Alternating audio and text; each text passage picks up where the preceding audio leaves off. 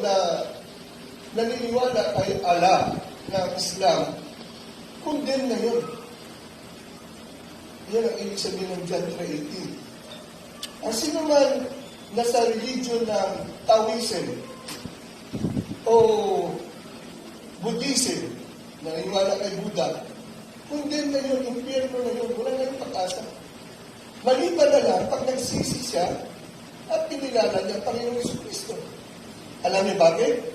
Dahil sa silong ng langit, isang pangalan lang ang makakaligtas. Acts chapter 4 verse 10 hanggang verse 12.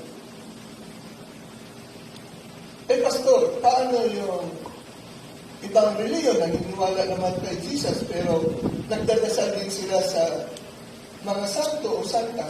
Condemn pa rin yun. Kasi pinag-usapan lang, isang pangalan lang